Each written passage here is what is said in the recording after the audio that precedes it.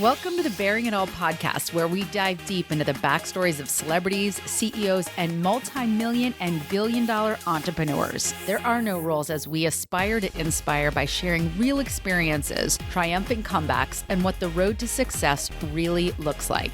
It's all about the grit behind the glamour. All right, welcome to the Bearing It All podcast. Today, you guys are going to love it because I'm talking with Jonathan Bing, who I get the opportunity to debate the news with almost every night on Clubhouse. He is the president of NationMac Mortgage. He's also the co-founder of the Cinch Business Academy with our good friend Daphne, and a husband and a father to two girls. And the best part, he is a Jersey boy who grew up like 20 minutes away from me, yet our paths did not cross until we were in our 40s and on some crazy drop in audio app. Welcome to the show, Jonathan Bing. How are you?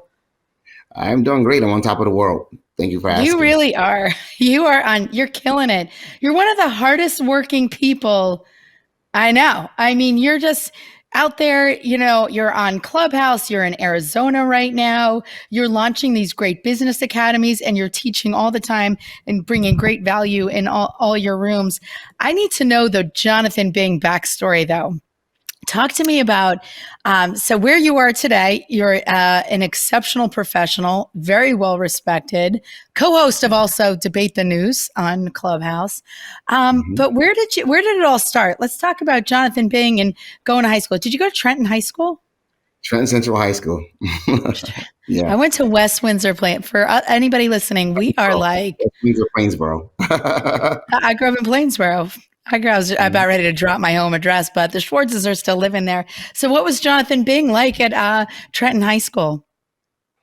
Well, man, I was a nerd, but I didn't want to accept that. So, I did many other things, but more importantly, I was a dreamer, I was a dreamer. And I always dreamt that I was going to do something great, but, and I was interested. It makes sense. This makes sense. All right. So you were a nerd. So you knew you had a capacity for learning. You knew, right? Like you're very smart. I listened to you on Debate. Cool nerd. Very, very cool nerd.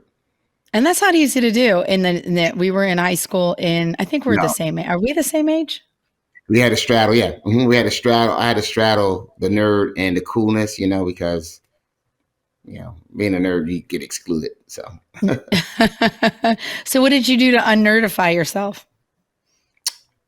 I ran track.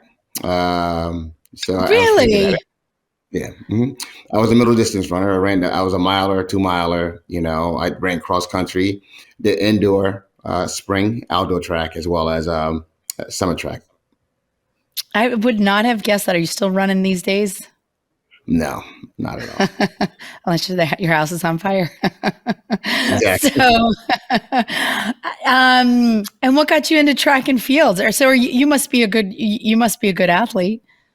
Well, I was a great athlete. A good athlete. My brother actually ran track, and so he was someone I could look up to and aspire to be like. So, since my brother ran track and he held some records, some national records, I was like, wow, I'm going to run track.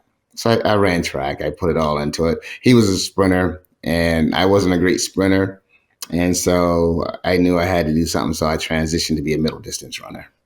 Well, look at us. We have something in common. My sprint and my jog look exactly the same. Exactly the same. I do not do anything fast at all, except I talk fast and I snap fast. But we all know this. So you've got one brother. Do you have any other siblings? Oh, no, I got more than one brother. There was 12 of us. My mother, nice Catholic girl, didn't have a television in the room. So you're saying she didn't have a television in the bedroom or tell us? Exactly. They had to entertain themselves somehow or another. But it was 12 of us. That's the net result. Okay, talk to me. What number are you? What brother are you talking about? How does this? You're number 11? Mm-hmm.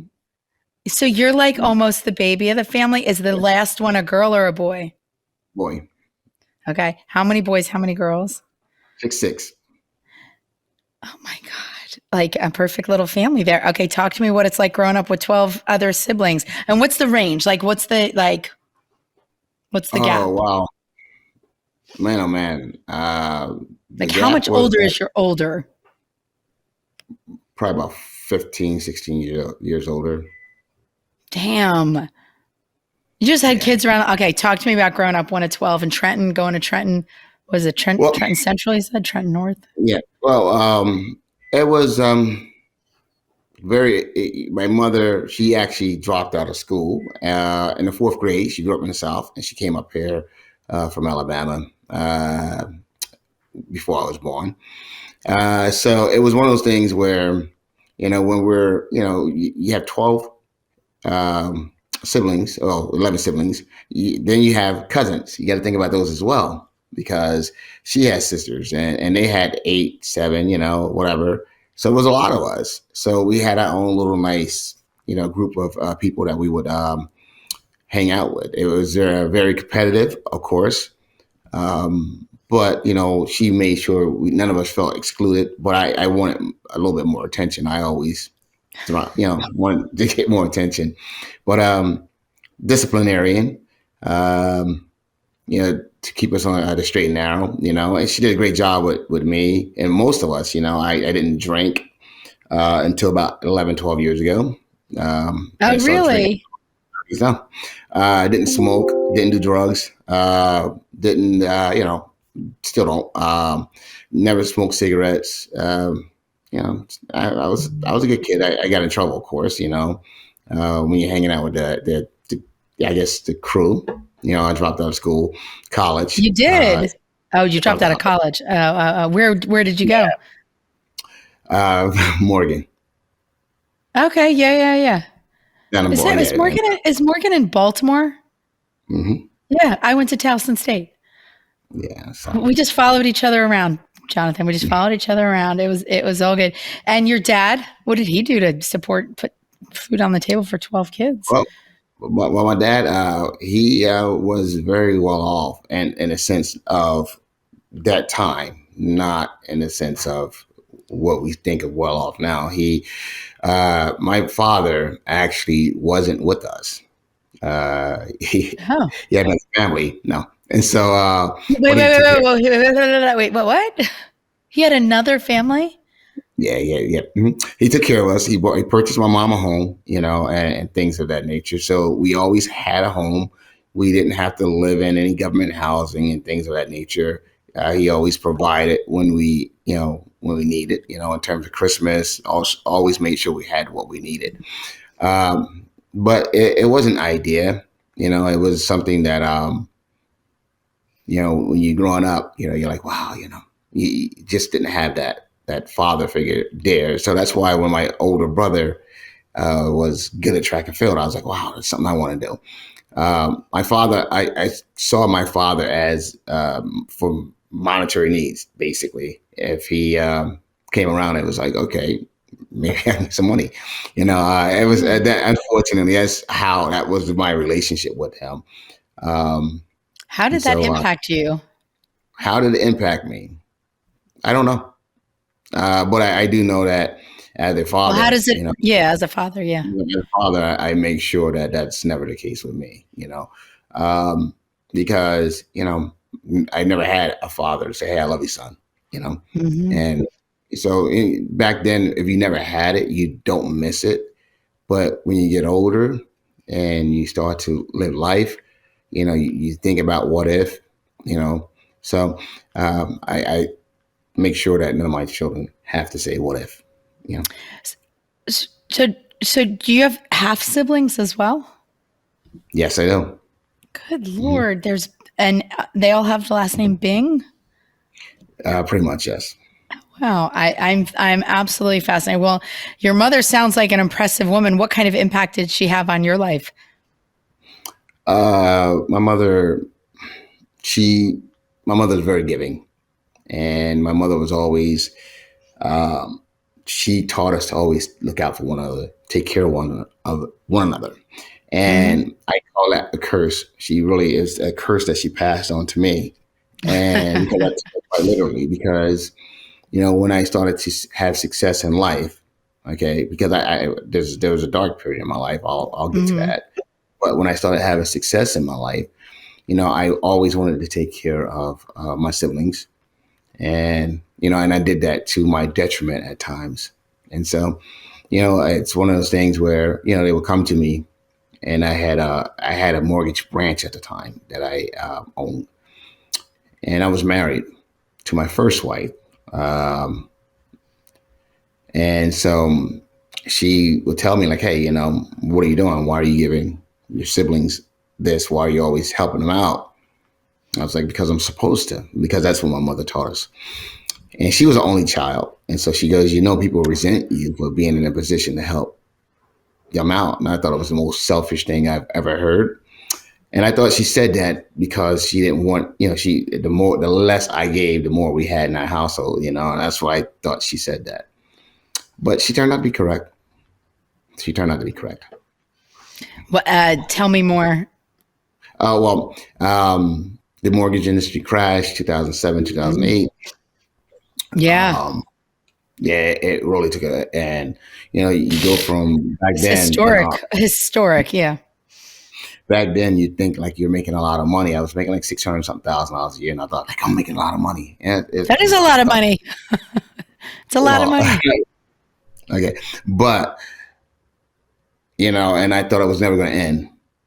And so, anytime it came to me, I would always give.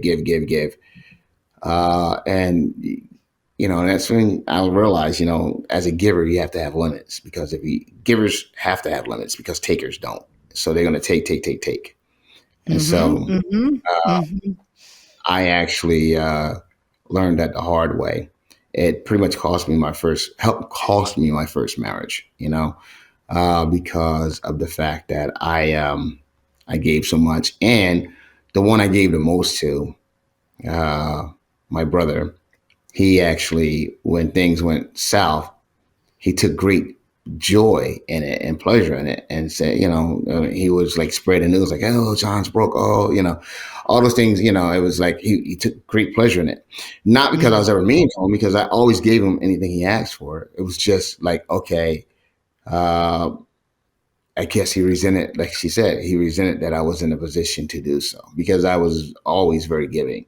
So it wasn't like, okay, let's take joy in his downfall. And I'm going to tell you something else.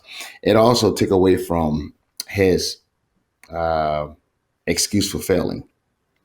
Right. So, it's like we all came from the same environment, and so you made him look bad.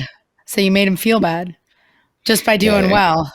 Yeah. Exactly. So, you want to think that everyone's rooting for you. So your first wife, I get it now. Like what you're saying, your first wife wasn't wrong. No, not at all. So it's when you think that everyone's rooting for you and everyone's on your side and everyone's on your team, and you want to believe that. And especially if, that was like, we grew up. I watched my mother time and time again give. I watched my mother, and it's crazy. People will come to her and say, hey, I need, can I borrow $200? And she goes, okay, I need it for the electric bill. Please have it back by, I don't know, Friday, next week, Friday. And they're like, oh, sure. Next week, Friday come around, it's not there. Monday, Tuesday, we're without electricity. And it was horrible, But and that happened on multiple occasions, and that's because she continued to give. She did not know how to say no, and so that was a bad trait that I picked up as well. And 2007, 2008, when I lost it all, and I was pretty much suicidal. It was one of those. It was because I was so used to being able to give. It felt bad, like I was not. I felt like a failure because I wasn't able to give. And even when people knew I was really doing bad, they kept asking. And eventually I learned to say no because I didn't have it to give. And so I remember I gave my last away. I gave my last to one of my sisters because I owed something like, I don't know, tens of thousands of dollars, and she needed a couple of thousand. And I was like, this doesn't help me. So I gave it to her because I didn't think I needed it anyway because I probably wouldn't be around. That's a true story. But and so you Crazy. know, yeah, but yeah, and that the family does that. Some family would do that to you. And Mm-hmm. that's what I learned. Like, hey, you know what? Make sure that you take care of yourself. Make sure, my one sibling now, I'll give him every now and then, but not like before. Before it was Mm-hmm. automatic. Um, You're no whatever longer an you have. ATM. Yeah, you're an ATM with boundaries, Yeah. with cash limits. How did you turn it around?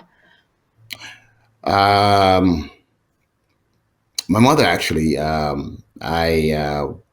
was living by myself. My ex and I had parted, and she had some stipulations like, hey, and she was doing quite well. She's making, I don't know, 200 something $1,000 a year. Damn. But, I didn't want to, like, it was one of those things like, all right, it was one of those things where she was upset and she really didn't want me being around my family if and I was like, no, I'm not going to do that. Sounds like she was So, kind of protecting you because she saw that people were taking advantage of you. Am I yeah. wrong? Well, yeah, she was, but she was selfish Mm. as well. Well, you can be It's both the at the next same time. reason. Yeah, You yeah, can be yeah. both. No, listen, I talk about my ex too, and he taught me how to take risks, how to do all these things, how to real estate. Great. It still doesn't say he's still an ex. We don't You have to know, disparage them to just know that no, we're in a better place not no, being she's married. great. No, she's great. No, she's great. She's wonderful. Um, she, has her PhD. I met her. Yeah, Damn. you gotta look at this. I came from Trenton, New Jersey. I wasn't always, a solid citizen. I did wrong. I got involved in, the drug game, doing all that craziness. And I got in trouble, I'll speak to you about that. But, yeah, I can go more in depth in that in a Yeah. little bit. But Hmm. just coming from, that very urban environment, where really there was no hope, and the only heroes that was there were the drug dealers, Hmm.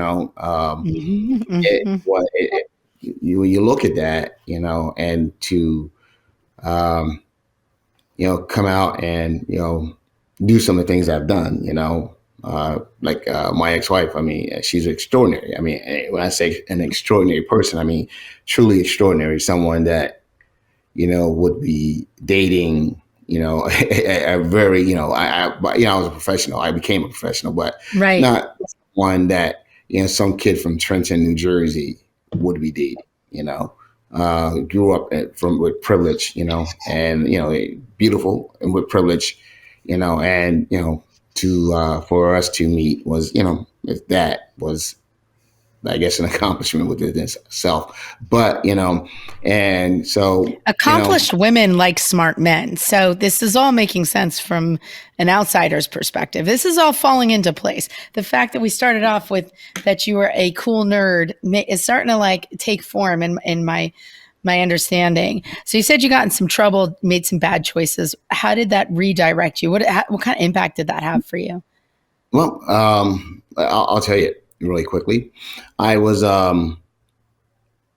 I had dropped out of Morgan, came back home. My I was dating a girl, a young lady, and her folks said, "See, I told you he's going to leave and not come back." And I like to prove people wrong. It's just some immature thing I have about me.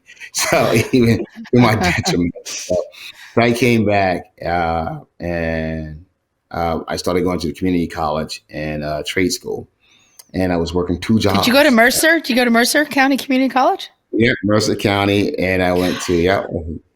Jesus Christ, our paths keep crossing. Okay, continue, continue, Oh, continue.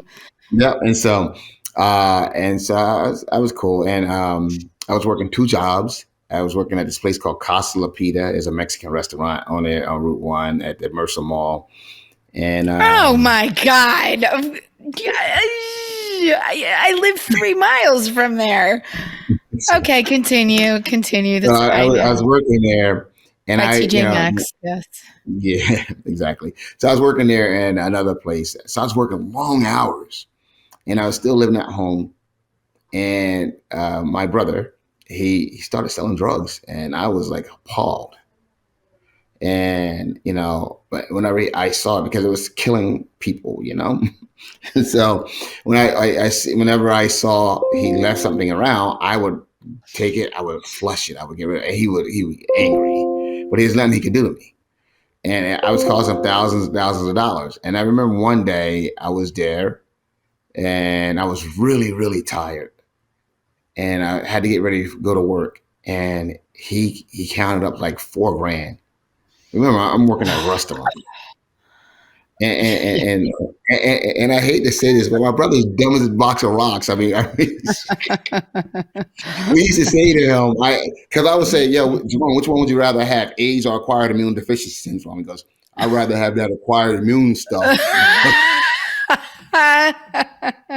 So he wasn't bright at all, Bar. But Yeah. but here he is counting up more money than I make in a couple Like months. 2 months. Time. Yeah. Yeah. I was a So back waitress. then, I think minimum wage was like $4 or something an hour, whatever it No, was. it's 210 an hour, and then you would get tips.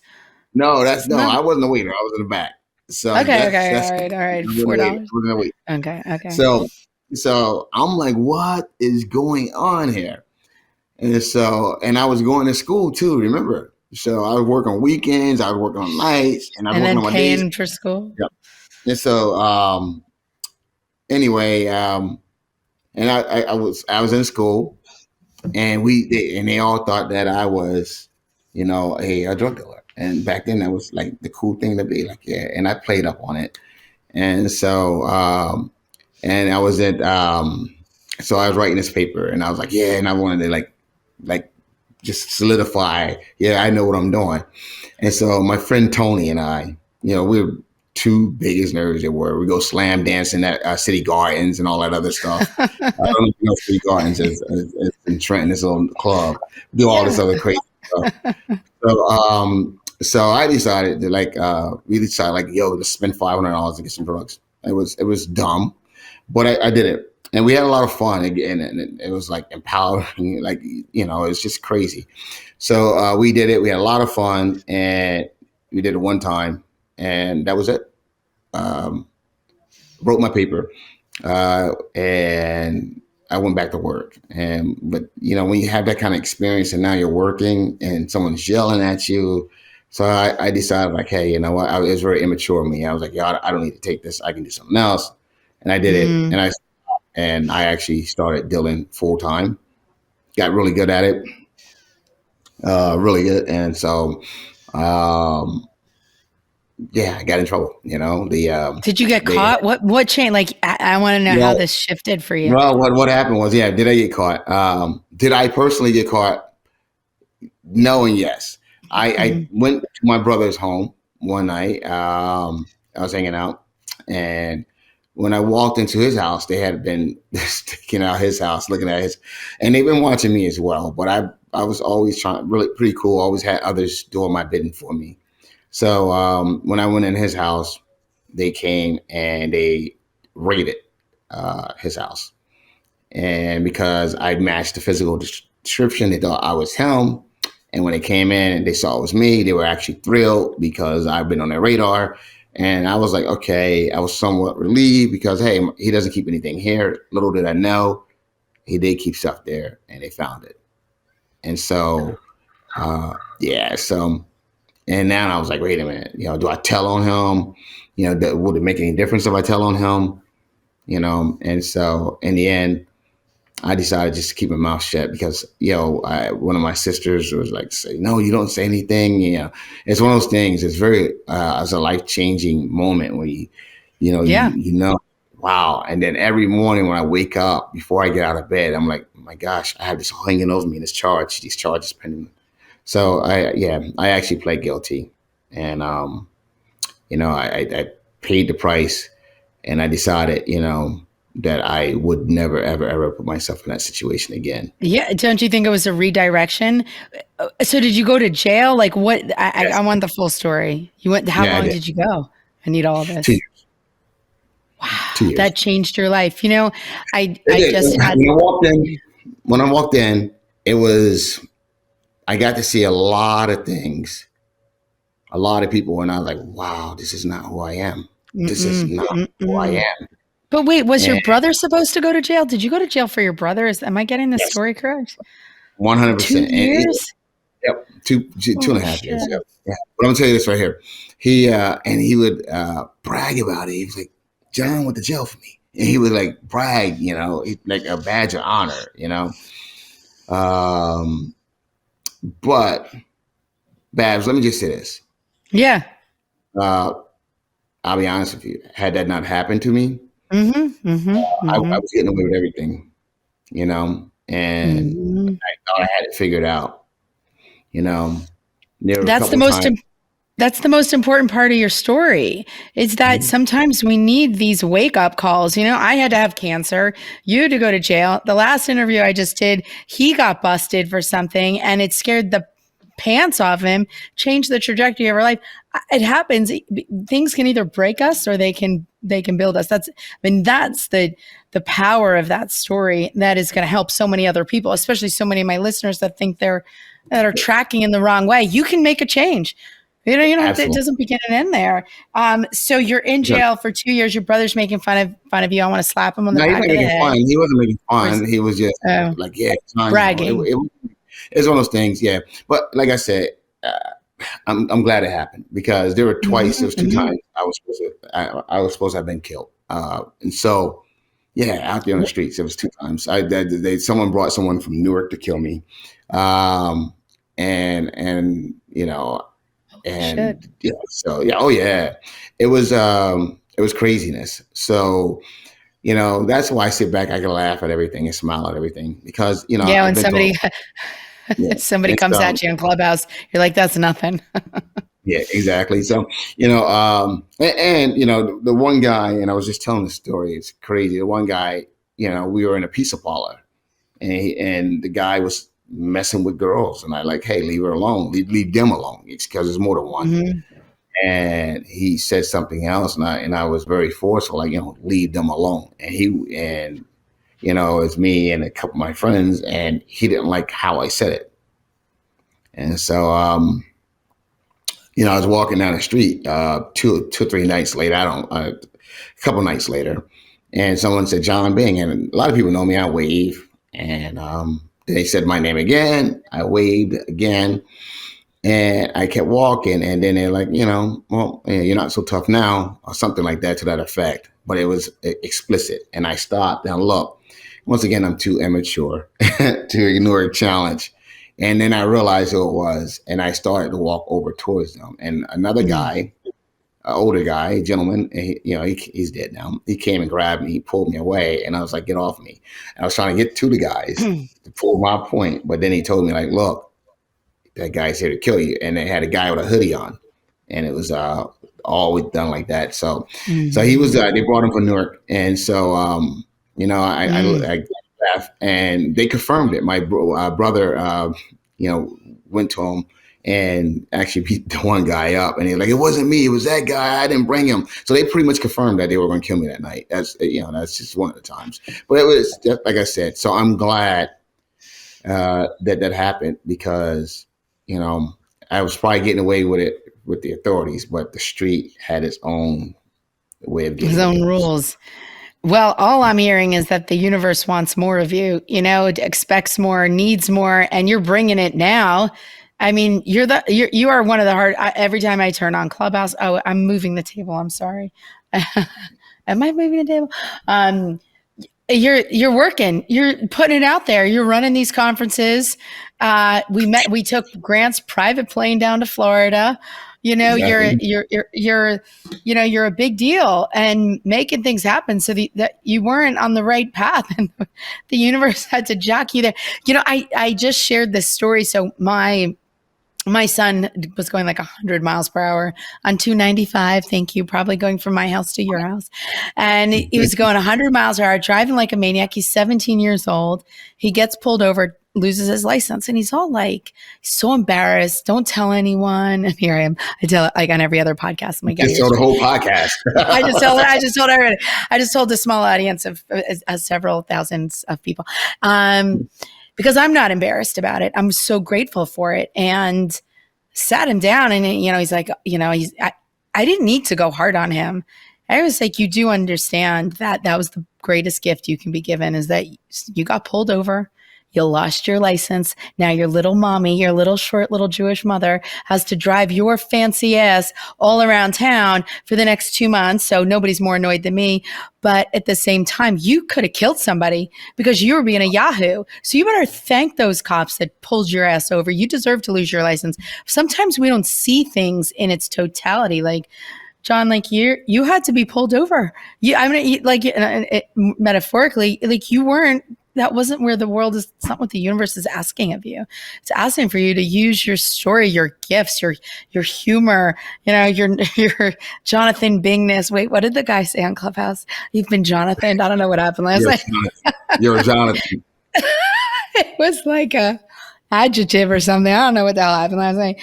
But I enjoy hearing it because I know that my audience, there's so many people out there just need to hear that maybe what happened to you was a redirection, and not the universe shutting you down, but shutting off a path that wasn't in your greatest, best interest.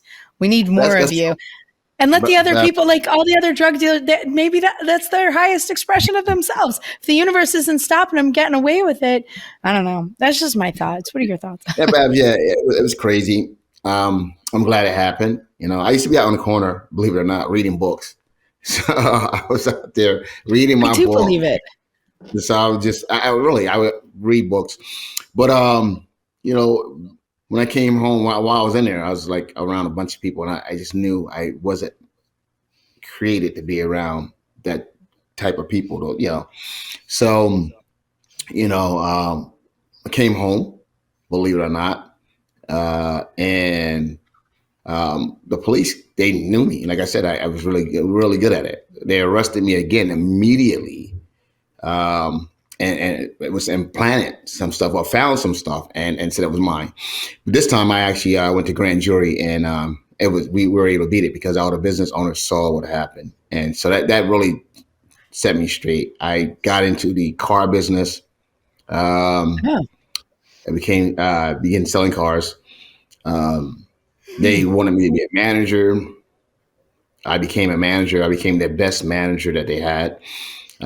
Did you move? Like, did you relocate? Did you like pull yourself out, or just block yourself off from people?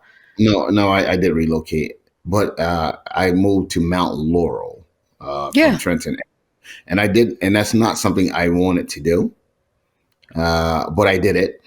But I would stop on my way from the car dealership. I would stop in Trenton and hang out in that corner because that corner life is just addictive. All your friends, everyone you grew up with was there. And eventually I started going straight home, and as I started creating more friends, I started going skydiving, things like, things that you don't typically do in the hood, doing all things with some of my new friends going skydiving and things like that. I got addicted to that, skydiving and things of that nature. And, I became a manager at the dealership, which is I had to deal with a lot of professionals.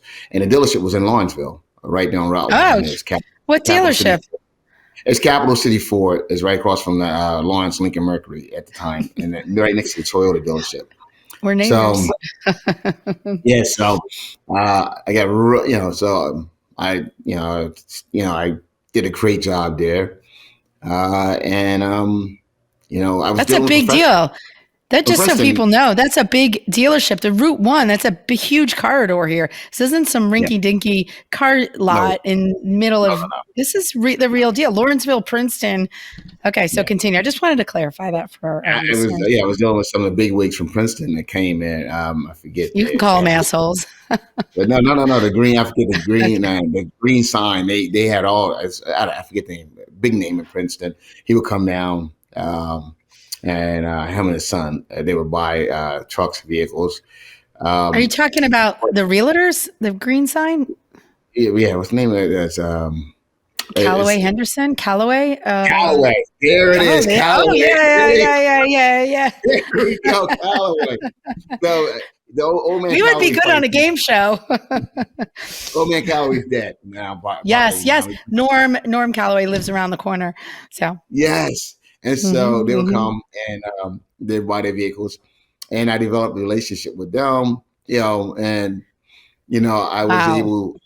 Yeah, I was able to speak their language. I was able to convert. I guess my hood savviness that I learned and Mm-hmm. out there in the street, I was able to convert it and translate it, and it made me really good at the sales component. Plus, it made me really good at closing. I was a great closer, so I did that for a while, and I got into the mortgage industry because a buddy of mine called me up and told me how much money he's making. But you gotta realize something, in order to be where I'm at now, and to be where I came from, I always have to be beyond reproach. It's just like my Mm-hmm, dealings mm-hmm. is always has to be. I can never touch the gray because if with my past, okay, if someone's ever says anything, I won't be given the benefit of the doubt. So I've actually become very, in terms of compliance. I know compliance inside out because Mm-hmm. the fact that I was able to get licensed, and I was able to get licensed and to work in this business, and with the background checks, the credit checks, and all those other things, you have to be, like I said, beyond reproach, and it has to be. Your ethics Like has to be. I'm not gonna lie. I knew your story would be good, but your story is beyond, and it belongs in a book. But I think the best chapters are actually coming in the next 5 years. So I'm gonna wait. Like I just see the trajectory of where you're going. I want to go back to the move that you made, and because you said you didn't want to do it, but you did it anyway. I think a lot of people could benefit from what was the like what made you do it? Like what was like I gotta go from Trenton, and you I get it. The street Not corner where all your extraordinary. friends are. What? That street Nothing corner. extraordinary. It wasn't nothing extraordinary. It was a woman. Mm. Nothing extraordinary. Okay. Yeah. And she was from Marlton, and she was like, I'm not going nowhere near Trenton, and Mm-hmm. she wouldn't fit in the Trenton area. So I was like, okay, great. And so, but I still, go and hang out with the But fellas, she and said you didn't want to go, so I thought there was like a story in there. I was like, what do you mean you didn't no, want to go? no, Okay. I didn't. No, because I wanted to stay in Trenton. I wanted that's you know I felt Mm. like, and that's where I think a lot of people get trapped. They're afraid of Mm-hmm. change, and they want to stay in an environment that's comfortable, Mm-hmm. but it's also enabling. And when I say Yeah. enabling, it's a It's lot of bad behavior. Yeah, well, you So don't realize it, but it can be very toxic, and right, you rather exactly. dance with the devil that you know. I completely understand. We have these conversations all the time. When we seek counsel, we go to the places we seek comfort. And just because people know you best, my friend Jessica says this, just because people know you best doesn't mean they have your best interest. So if you're constantly around the same people, they don't have the information. They're trying to guide you. They're trying to, but they've got, they're stuck in their own bullshit anyway. So anyway, that was a powerful move. Uh, It, like I said, they give you a lot of great bad information. And when I say yeah. great bad information, is it's great information if you don't know any better. But as you Yeah. go out into the real world and don't take on debt, be debt free.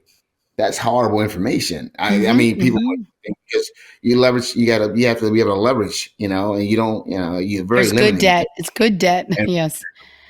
so it's a lot of great bad information you get, and they want you to take that advice, and if you don't take that advice, then you're wrong. I mean, you don't, it's whatever. It's In and they're everyone's defense, yes, in their defense, it's what they know, and they're not coming from bad intention. You look at their intention, most of your friends want to see you do well.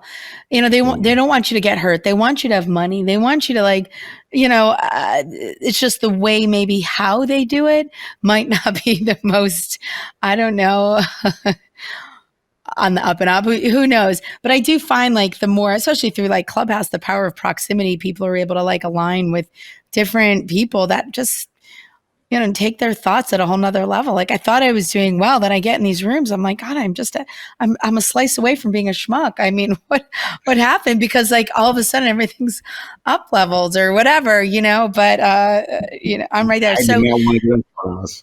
I didn't want to get on what? Clubhouse. I didn't want You to get on didn't? Clubhouse. Why?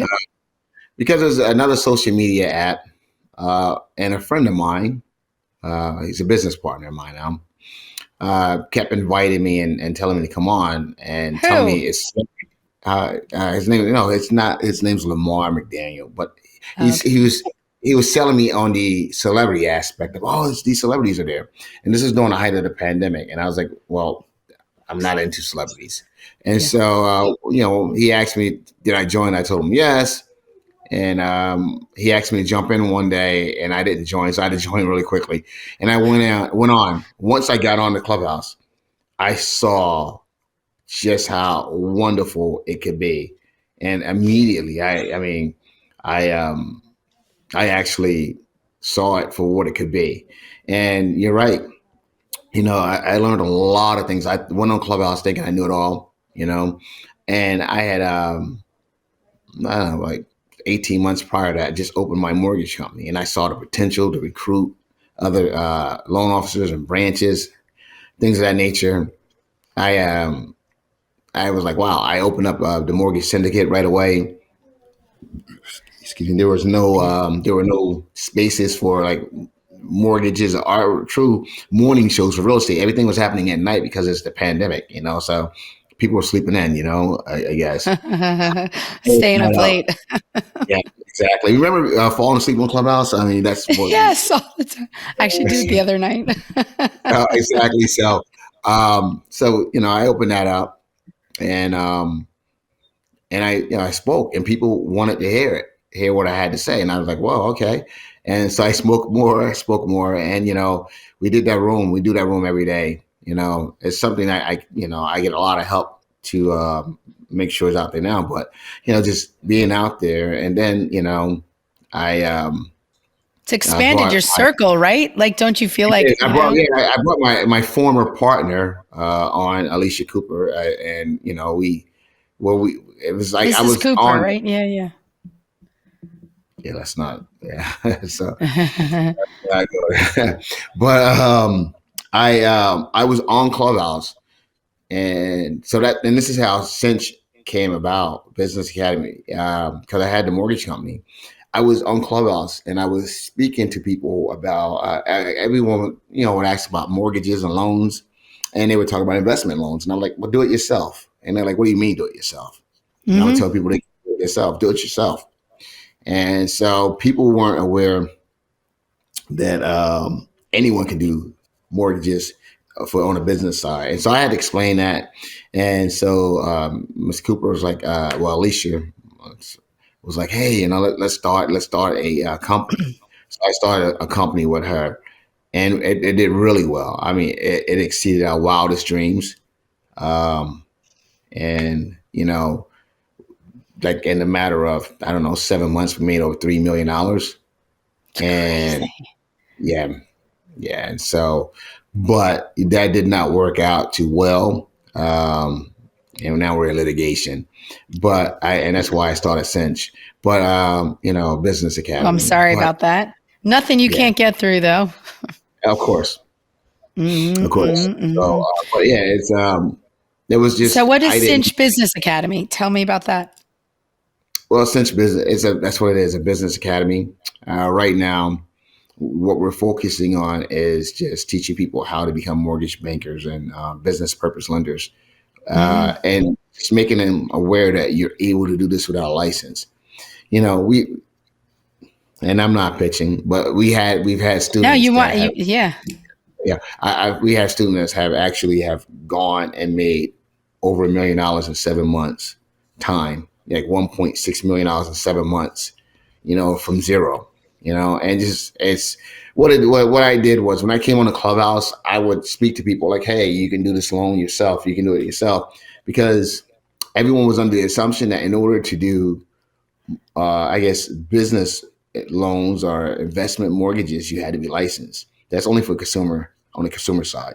Mm-hmm. So I brought that out, to the masses, and I would every time I would share that in the room, people mouths would just like drop, and they couldn't believe it. But Barbara, so I was like, wow, Mm-hmm. and so I would share it, and so every time I come in the room, people would ask me to share that information, and Yeah. so then people would show up at my office in Cherry Hill, New Jersey, uh, Mm-hmm.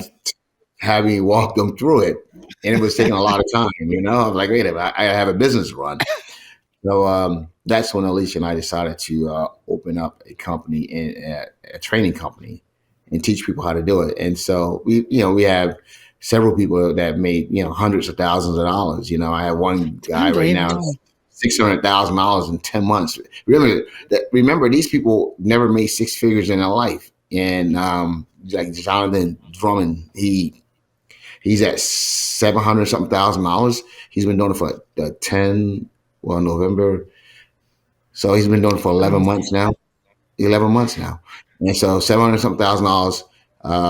Other people that was doing water engineer, like working on pipes out in the street, Yeah. uh, made I think like $450,000 so far. They're Mm-hmm. because they never knew that this thing existed. And it's not that I did anything great. I didn't invent anything. It was just information that I thought was well known that wasn't well known. Well, you had to know it better than anybody else because one of the most impactful things that you shared was that you have to know your information inside and out because you have to be beyond reproach. You cannot be like, oh, I didn't know that. You don't get that. You have no bandwidth for that. You don't get any leeway. You got nothing. So because of that, because of your background, as traumatic and tragic as part of it might be, it ultimately makes you this epic professional that I would do business with any day because you can't do anything wrong. You have to. Yeah. So the information better than, probably better than most bankers that are on the other side of the table. So I'm not Most bankers don't know that. surprised.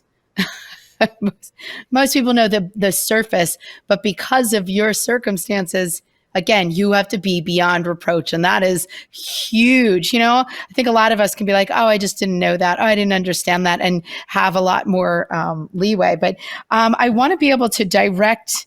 I have one more question, and then I'm going to direct our viewers to wherever they can find you. And obviously go to this business academy, which you might catch me there. I might be front row seat with my glasses on, taking notes and being ready for you. But I just want to say, I want to ask this one last question. How do you want to be remembered?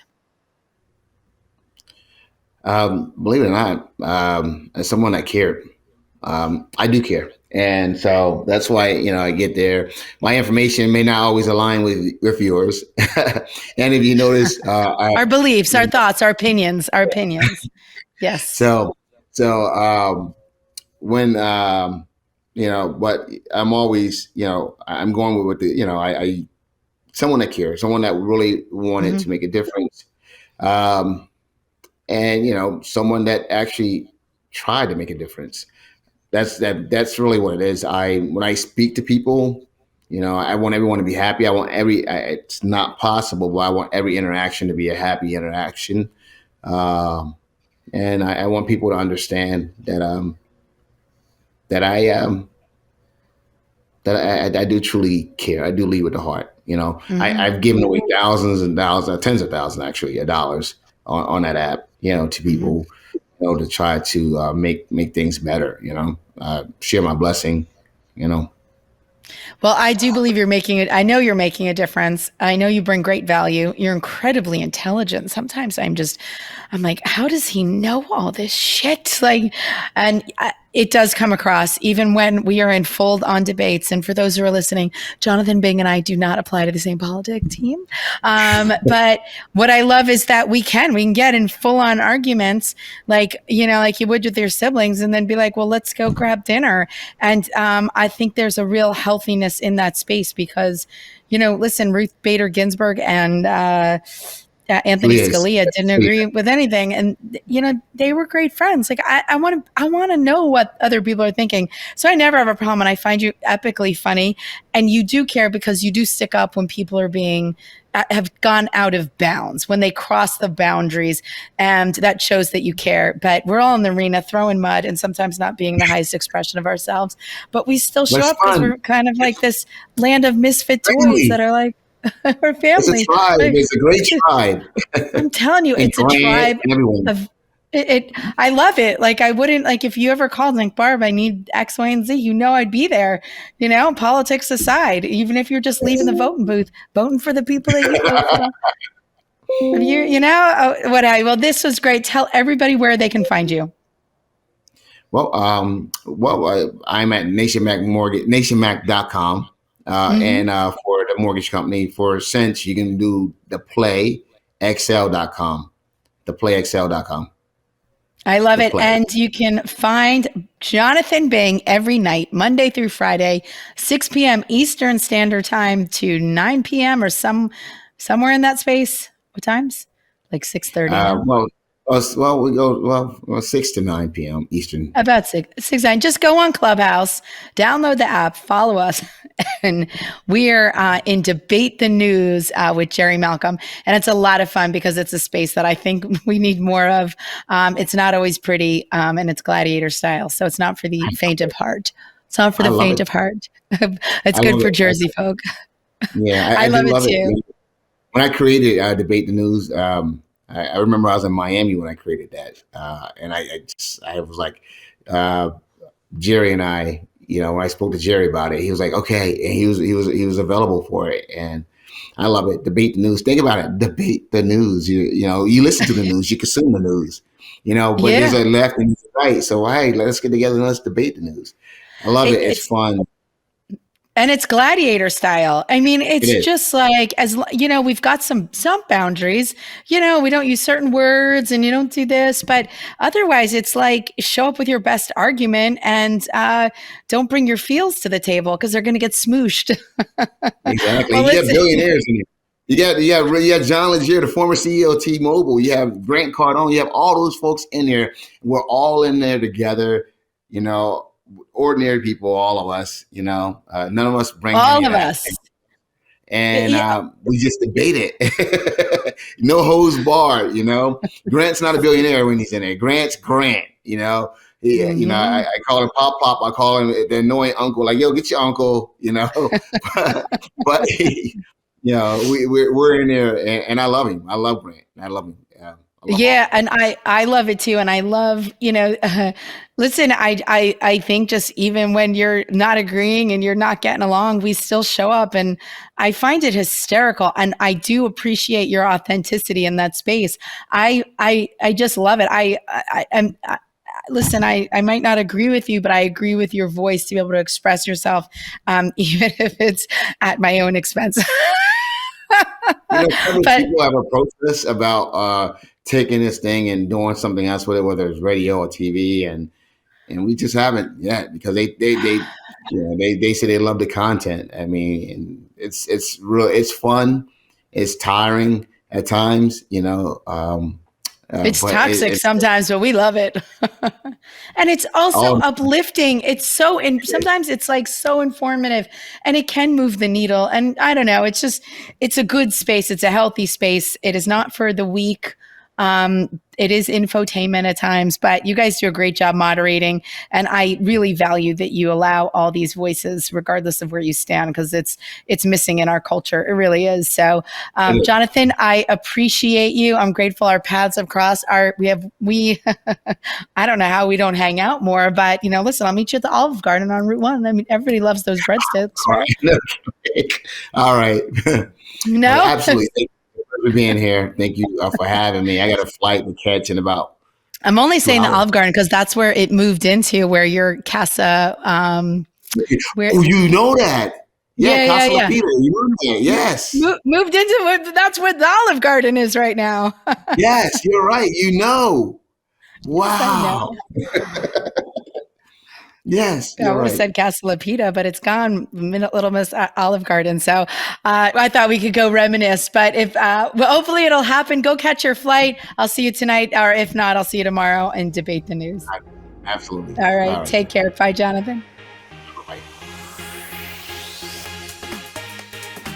Thanks for listening to the Bearing It All podcast, where we explore what it means to live your best life. To stay connected, go to BarbaraMajeski.com and leave us your email. We'll keep you posted on all that it means to have the health, wealth, and happiness that you deserve.